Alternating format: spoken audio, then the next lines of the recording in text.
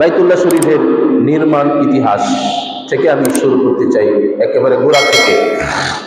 এই জন্য আমাদেরকে প্রথম যাইতে হবে এই পৃথিবী সৃষ্টি কিভাবে হইল। খুব খেয়াল করেন একটু, আমিও সব বয়ান সবসময় করি না, আর সবসময় সব জায়গায় শোনাও যায় না কথাগুলি, একটু খেয়াল করে শুনি। সেটা হলো, আমরা জানি এই পৃথিবীটা এক সময় গাছপালা, তরুলতা, পাহাড় পর্বত, সাগর, নদী নালা কোনো কিছুই ছিল না, কোনো কিছুই একেবারে শুধু পানি আর পানি, পানি থই থই করত। শুধু কি ছিল? পাহাড় পর্বত, গাছপালা, নদী নালা কোনো কিছুই ছিল না। ছিল কি? শুধু পানি আর পানি। আল্লাহ তাআলার ইরাদার মধ্যে নামাজের পরে মিলাদের এলাকা দিয়ে দিন। আল্লাহ তাআলার জাহানের মধ্যে তো এটা আগের থেকেই ছিল। এই পৃথিবী তৈরি করবেন, মানুষ দুনিয়ার মধ্যে পাঠাবেন, এটা তো আল্লাহ তাআলার জাহানে ছিল আগে থেকেই। কিন্তু আল্লাহ তাআলা তো কুন ফায়াকুনের দ্বারাই করতে পারেন সবকিছু, কুন ফায়াকুনের দ্বারাই করছেন। কিন্তু একটা নিজাম আছে সবকিছু, সব জিনিসের মধ্যে, আসমানের নিচে, জমিনের উপরে, আসমান থেকে এবং উপরেও যত কিছু আছে সব কিছু একটা নিজামের মধ্যে চলে। একটা কিসের মধ্যে চলে? নিয়ম, পদ্ধতি, শৃঙ্খলার মধ্যে চলে। আল্লাহ তাআলাও সব কিছুর ব্যাপারে একটা নিজাম, পদ্ধতি, নিয়ম রাখছেন। সেটা হলো, এই পৃথিবীটা যখন, জমিনটা কিছুই ছিল না, শুধু পানি ছিল। শুধু কি ছিল? পানি ছিল। আল্লাহ তাআলা একাই ছিলেন। আল্লাহ তাআলা একাই ছিলেন। আল্লাহ তাআলা মনস্থ করলেন জমিন বানানোর জন্য। তখন পানিকে আল্লাহ তাআলা হুকুম দিলেন ঘুরার জন্য। পানি ঘুরে, যে এটা যারা নদীমাতৃক এলাকা তারা দেখছেন, সেটা হলো পানির মধ্যে একটা পাক হয়। কি হয়? এটাকে ঘূর্ণি বলে না, গুলনা বলে, যেটাই বুঝেন। পানির মধ্যে একটা পাক হয়, ওই পানির পাকের থেকে ফেনা উদ্ভূত হয়। এটা বুদবুদ বলে। কি বলে ওটাকে? বুদবুদ, ফেনা। আমরা বুঝি কি? ফেনা। আল্লাহ রাব্বুল আলামিন ওই ফেনাকে হুকুম দিলেন ঘোরার জন্য। ফেনা এমনি ভাবে ঘূর্ণিপাকের মধ্যে, গুলনার মধ্যে 40 বছর পর্যন্ত ঘুরল। কত বছর? 40 বছর এইভাবে ঘোরার পর ওইখান থেকে কিছু মাটি তৈরি হইল। ফেনা থেকে মাটি হয়। ফেনা থেকে কি হয়? মাটি তৈরি হয়। অথচ ওইখানে মাটির কোনো অংশই নেই। ফেনা থেকে, ফেনা তো হয় পানি থেকে, শুধু পানির মধ্যে তো মাটির কোনো অংশই নেই। ওইখান থেকে ফেনা হয়, ফেনার থেকে মাটি হয়। ফেনা থেকে কি হয়? মাটি হয়। আপনি পরীক্ষা না যদি বিশ্বাস করেন, যে নদীমাতৃক এলাকায় যায় দেখেন, ফেনার মধ্যে যখন আপনি ফেনা ডাইটা দিবেন, তখন দেখবেন ওইখানে মাটির অংশ আছে। এটা আল্লাহ তাআলার কুদরত। আলহামদুলিল্লাহ বলেন। তো ওই ফেনা 40 বছর দুর্নয়নের পরে ওইখান থেকে মাটি তৈরি হলো, মাটির টুকরা তৈরি হইল। আল্লাহ রাব্বুল আলামিন ওই মাটিটাকে, পানিকে হুকুম দিলেন একটা ঢেউ দেওয়ার জন্য। পানি একটা ঢেউ দিয়া ওই মাটিটাকে 2 ভাগ করলেন। কয় ভাগ করলেন? 2 ভাগ করলেন। আবার পানিকে হুকুম দিলেন ঢেউ দেওয়ার জন্য। আবার একটা ঢেউ দিয়া ওই মাটির একটা টুকরাকে বাইতুল্লাহ যেখানে অবস্থিত, ওইখানে বসায় দিলেন। আরেক টুকরা, দ্বিতীয় টুকরাকে, দ্বিতীয় ভাগটাকে আরেকটা ঢেউয়ের ধাক্কা দিয়া ওই টুকরাকে নিয়ে গেলেন ইয়াসরিব, যেখানে মদিনা। মদিনার পূর্ব নাম হইল কি? ইয়াসরিব। ওই ইয়াসরিবে নিয়ে রাখলেন, যেখানে মসজিদে নববী অবস্থিত, যেখানে রাসূল সাল্লাল্লাহু আলাইহি ওয়াসাল্লামের রওজা মুবারক অবস্থিত, ওইখানে আরেকটা টুকরাকে নিয়ে রাখলেন। এখানে প্রথম যে টুকরা, যেটা বাইতুল্লাহতে অর্থাৎ মক্কাতে যেখানে অবস্থান করতেছিল, আরেকটা মদিনাতে ইয়াসরিবে। আল্লাহ রাব্বুল আলামিন দুটা টুকরাকে, মাটির টুকরাকে, এদিকে খেয়াল করেন একটু, অন্যদিকে তাকায়েন না। আল্লাহ রাব্বুল আলামিন দুটা মাটির টুকরাকে হুকুম দিলেন, তোমরা বাড়তে থাকো। কি হইতে থাকো? বাড়তে থাকো, মানে লম্বা হইতে থাকো। এই জন্য ওই যে দুনিয়ার ওই মাটি যে শুরু সৃষ্টি মাটি হইল, ওই টুকরা থেকেই আজ পর্যন্ত এই যে বাড়া হয়েছে, কিয়ামত পর্যন্ত জমিন বাড়তে থাকবে। সুবহানাল্লাহ, জমিন বাড়তেছে ওইখান থেকে। যেদিন শুরু হইল আল্লাহ রাব্বুল আলামিন হুকুম দিলেন তোমরা বাড়তে থাকো। ওইখান থেকে বাড়তে বাড়তে বাড়তে বাড়তে বাড়তে বাড়তে বাড়তে বাড়তে বাড়তে বাড়তে এই সারা পৃথিবীর সৃষ্টি হয়েছে। কি হইল? পৃথিবীর সৃষ্টি। এখনো জমিন বাড়তেছে বাড়তেছে, বাড়তে থাকবেই, কিয়ামত পর্যন্ত বাড়বে। কিয়ামতের আগ মুহূর্ত যখন হবে, আল্লাহ রাব্বুল আলামিন একটা বুলডোজার দিবেন। বুলডোজার বুঝেন তো? বুলডোজার দিবেন। বুলডোজার দিয়ে আপনি দেখু যেটাই বলেন, আল্লাহ তাআলার কুদরতি বুলডোজার দিয়া সব একবারে ফিনিশ করে ফেলাইবেন। ময়দান চাটিয়াল ময়দান হয়ে যাবে, সব সমান হয়ে যাবে। এরপরে এই জমিনের মধ্যে হাসরের মাঠ কায়েম হবে। প্রাণের ভাইয়েরা আমার, আমি যেই কথা বলতেছিলাম যে আল্লাহ রাব্বুল আলামিন দেখেন না জমিন বাড়ে কিভাবে, এটা হয়তো অনেকেই বুঝতে চায় না বা বুঝতে পারে না। এই শুনেন নাই আমাদের বাংলাদেশে একটা দ্বীপ বাড়ছে, বাংলাদেশ সাগরের মধ্যে আরেকটা বাংলাদেশের সমান হবে। আলহামদুলিল্লাহ বলে। কি হয়েছে? দ্বীপ বাড়ছে, মাটি আরেকটা আছে। হ্যাঁ, আরেকটা, ওইটা না সেন্ট মার্টিন না, ওইটা আরেকটা। তো এইখানে বাংলাদেশের মতো প্রায় আরেকটা দ্বীপ এই যে বাড়তেছে। কি হইতেছে? বাড়তেছে, এরকম ভাবেই বাড়বে। যাই হোক, তো আল্লাহ রাব্বুল আলামিন এই দুই মাটির দুই ভাগকে দুই জায়গার মধ্যে রাখলেন, সেখান থেকে বৃদ্ধি হইতে শুরু হইল, সারা পৃথিবী হইল। আল্লাহ রাব্বুল আলামিন এই যে প্রথম যে টুকরাটা, এই টুকরাটা মক্কার জমিনে রাখলেন, আর এটা হইল সারা পৃথিবীর মেডিল। সারা পৃথিবীর মেডিলে একেবারে মধ্যস্থলে অবস্থিত। এই জায়গাটার মধ্যেই আল্লাহ রাব্বুল আলামিন বাইতুল্লাহ শরীফকে নির্মাণ করাইলেন। কেউ বলে এটার ব্যাপারে বিভিন্ন মত আছে। কেউ বলেন যে আল্লাহ রাব্বুল আলামিন সর্বপ্রথম এই বাইতুল্লাহ শরীফকে নির্মাণ করাইলেন ফেরেশতাদের মাধ্যমে। আবার কেউ বলতেছে হযরতে আদম আলাইহিস সালাম বাইতুল্লাহ শরীফকে সর্বপ্রথম নির্মাণ করেন। এটাই বেশি গ্রহণযোগ্য উলামায়ে কেরামদের নিকট। আর পৃথিবীর সর্বপ্রথম মাটির মধ্যে আল্লাহ রাব্বুল আলামিন তার সর্বপ্রথম ঘর, আল্লাহ রাব্বুল আলামিনের শ্রেষ্ঠ ঘর বাইতুল্লাহ শরীফকে এই মক্কা নগরীতে আল্লাহ রাব্বুল আলামিনের সৃষ্টি পানি থেকে সৃষ্টিকৃত প্রথম মাটির মধ্যে বাইতুল্লাহকে নির্মাণ করলেন।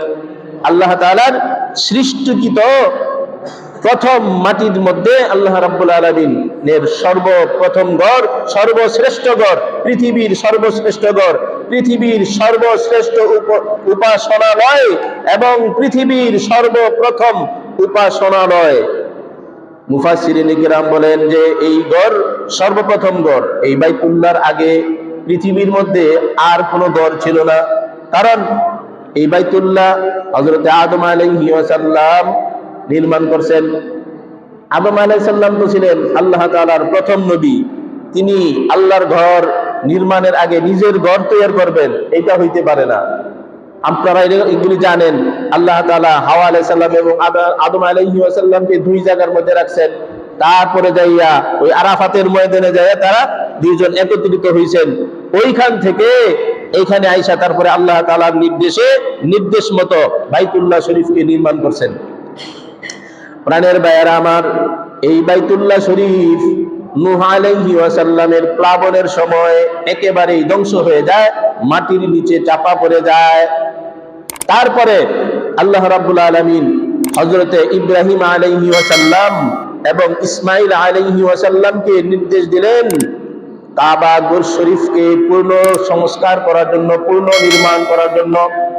وإذ يرفع إبراهيم القواعد من البيت وإسماعيل ربنا تقبل منا إنك أنت السميع العليم। এই আয়াতের মধ্যে আল্লাহ তাআলা জানায় দিলেন, ইব্রাহিম আলাইহি ওয়াসাল্লামকে বললেন যে তোমরা কি করো, বাইতুল্লাহ শরীফকে নির্মাণ করো, পুনর্নির্মাণ এটা। আর হযরত জিবরাইল আলাইহি ওয়াসাল্লাম আয়েশা ইব্রাহিম আলাইহি ওয়াসাল্লামকে দেখায় দিলেন, চিহ্ন দেখায় দিলেন, এটা মাটির নিচে চাপা ছিল, মাটি সরায়া চিহ্ন দেখায় দিলেন যে পূর্বের যে কাবা শরীফ ছিল যেটা, ওইটা দেখায় দিলেন এবং হযরত ইব্রাহিম আলাইহি ওয়াসাল্লাম সেটাকে পুনর্নির্মাণ করলেন।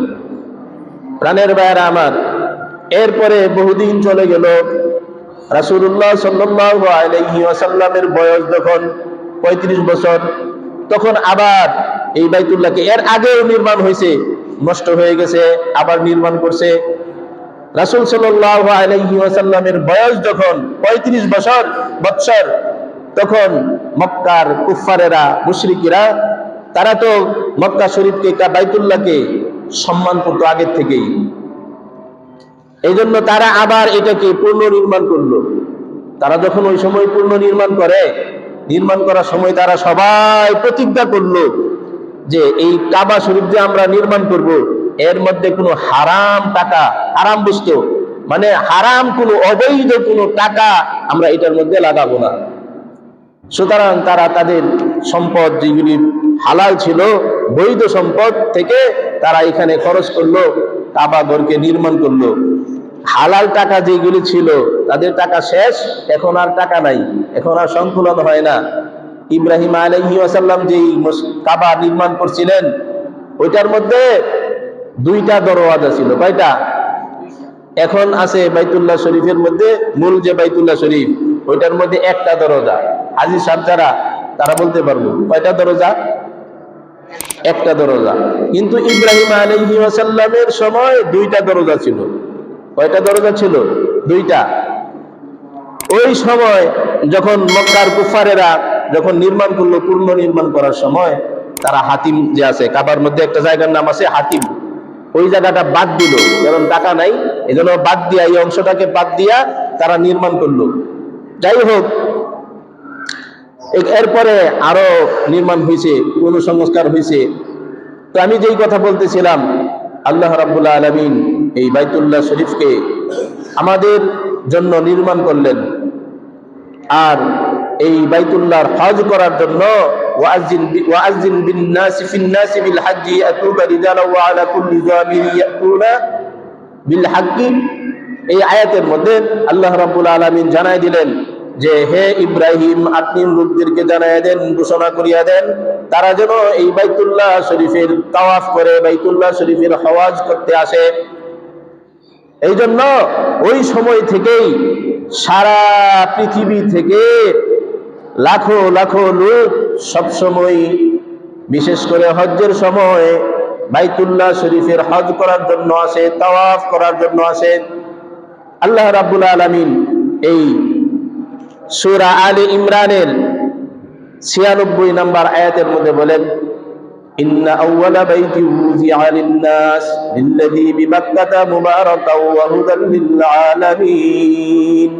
আল্লাহ তাআলা বলতেছেন, ইন্না আউওয়ালা বাইতি উযিআ লিন-নাস, সর্বপ্রথম ঘর হইল যেটা মানুষের জন্য ওয়াজে করা হয়েছে, বানানো হয়েছে। ইন্না আউওয়ালা বাইতি উযিআ লিন-নাস, মানুষের জন্য যে ঘর নির্মাণ করা হয়েছে সেটা হলো বিবাক্কাতা। বাক্কা হইল মক্কার পূর্ব নাম হইল, মক্কার পূর্ব নাম হইল বাক্কা। বাক্কা বলতো, বাক্কা থেকে মক্কা হয়েছে, যেইভাবে হোক মক্কা। মক্কা বলতে, বাক্কা বলতে এখানে যে আয়াতের মধ্যে বাক্কার কথা আসছে, এটা হলো মক্কা। অর্থাৎ মক্কার যে ঘর বাইতুল্লাহ শরীফ, ওই বাইতুল্লাহ শরীফ হইল সর্বপ্রথম ঘর। আল্লাহ রাব্বুল আলামিন এই আয়াতের মধ্যে বলছেন, কেন বানাইলেন? বিবাক্কাতা মুবারাকাও ওয়া হুদাল লিল আলামিন। এই ঘরটা বরকতপূর্ণ, বরকতের ঘর। এই ঘর কিসের ঘর? বরকতের ঘর। প্রাণের ভাইয়েরা আমার, বরকত কিভাবে বলা হয় যে এই ঘরের মধ্যে এই ঘরের আশপাশে যারা বসবাস করে এর বরকতে আল্লাহ রাব্বুল আলামিন তাদেরকে নিরাপত্তা দান করছেন। কি করছেন? নিরাপত্তা দান করছেন। এবং কি এই বাইতুল্লাহর ঘরের বদৌলতে এর বরকতে আল্লাহ রাব্বুল আলামিন তাদের মধ্যে খাদ্যের কোনো অভাব নাই। অথচ মরুভূমি, এখানে যে খুব ফসল ফল ফুল উৎপন্ন হয় তা কিন্তু নয়, কিন্তু ওই সময় থেকে অদ্যাবধি পর্যন্ত এই মক্কা নগরীতে এত লক্ষ লক্ষ লোকের সমাগম হয়, কিন্তু কোটি লক্ষ লক্ষ কি কোটি কোটি লোকের সমাগম হয়, কিন্তু কোনো খাদ্যের কোনো অভাব করে না। আগেও ছিল না, বর্তমানেও নাই। আমাদেরকে হাজী সাহেব যারা যায় ওইখানে, তারা এসে আমাদেরকে কারগুজারি শোনায় যে, এবং যা ওইখানে এমনিতেও যারা থাকে তারা কারগুজারি শোনায় যে তারা মক্কার লোকেরা এত খানাকে অপচয় করে। খানা অপচয় করে মানে খানা বেশি, খাইব কত, এই জন্য খানাকে তারা অপচয় করে বেশি। যাই হোক, বরকত রাখছেন। বিবাক্কাতা মুবারাকা, ওইটা হলো বরকতপূর্ণ জায়গা, মুবারাকা ওয়া হুদাল লিল আলামিন। আর এই ঘরটাকে আল্লাহ রাব্বুল আলামিন সারা বিশ্বের জন্য হেদায়েতের জায়গা বানাইছেন, হেদায়েত স্বরূপ বানিয়েছেন। অর্থাৎ এই বাইতুল্লাহ শরীফকে কেউ যদি এক নজর দেখে, বাইতুল্লাহ শরীফের দিকে যদি কেউ তাকায়, ওই ব্যক্তির মনের মধ্যে পরিবর্তন আইসা যায়। যত কঠিন লোক হোক না কেন, তার মনের মধ্যে একটা পরিবর্তন আইসা যায়। প্রাণের ভাইরা আমার, হাদিস শরীফের মধ্যে আল্লাহর রাসূল সাল্লাল্লাহু আলাইহি ওয়াসাল্লাম বলছেন, ইন্না লিল্লাহি ফি কুল্লি ইয়াউমিন ওয়া লাইলাতিন 20 রাহমাতিন তানজিলু আলা হাযাল বাইতি। আল্লাহর রাসূল সাল্লাল্লাহু আলাইহি ওয়াসাল্লাম বলেন, আল্লাহ রাব্বুল আলামিন প্রত্যেক দিন এবং রাত্রে, রাত্র এবং দিন মিলাই তো আমরা একদিন বুঝি, বলে প্রত্যেক দিন আল্লাহ রাব্বুল আলামিন ওই কাবা শরীফের উপরে 120টা রহমত নাজিল করেন। কতটা? 120টা রহমত আল্লাহ রাব্বুল আলামিন দৈনিক কাবা শরীফের উপরে নাজিল করেন। সিত্তুনা লিত-তাইফিন, এর মধ্য থেকে 60টা রহমত আল্লাহ রাব্বুল আলামিন নাজিল করেন এই বাইতুল্লাহ শরীফকে যারা তাওয়াফ করে। বাইতুল্লাহ শরীফকে যারা তাওয়াফ করে তাদের উপর 60টা। ওয়া আরবাউনা লিল মুসাল্লিন, এবং 40টা রহমত নাজিল করেন বাইতুল্লাহ শরীফের মধ্যে যারা নামাজ আদায় করেন। ওয়া 20 লিন-নাজিরিন, এবং 20টা রহমত নাজিল করেন বাইতুল্লাহ শরীফের দিকে যারা তাকায়া থাকে।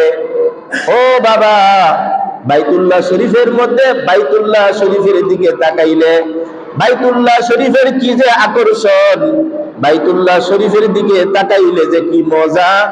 হাজী সাহেবরা যখন হজ করতে যায়, ইহরাম বেঁধে যখন হজ করতে যায়, প্রথম যখন বাইতুল্লাহ শরীফটা দৃষ্টিতে আসে, নজরে আসে, তাদের কাছে জিজ্ঞাসা করে দেখতে হবে কত যে মজা পায়, তারা যে কত আনন্দ পায়।